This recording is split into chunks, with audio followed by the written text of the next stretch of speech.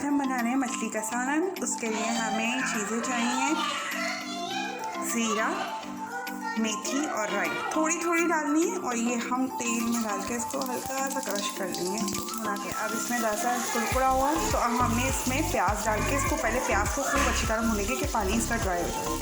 बिल्कुल देखें प्याज को भून गई है। अब मैंने ये मसाले सारे डाल दिए, हल्दी, धनिया, लाल मिर्च, ठीक है, गरम हाँ सॉरी हल्दी, धनिया, लाल मिर्च। अब इनको डाल के मैं थोड़ा सा पानी डाल के इसको पकाऊंगी। जब ये सालन मसाला पूरा भून जाएगा तो 1 चमचा दही डाल के मैं इसको खूब अच्छी तरह भून लूँगी। देखिए हमने दही डाल के भून लिया था। अब मैंने हल्के हल्के इसके ऊपर लगा दिए और थोड़ा सा पानी मैंने इसमें डाल दिया, बस थोड़ा सा। अब मैं इसको बिना हिलाए इसको ढक दूँगी। देखिए अभी ये पक रही है, ठीक है, 5 मिनट्स हो गए कि देखें अब हमारी ये डन हो गई है अल्हम्दुलिल्लाह।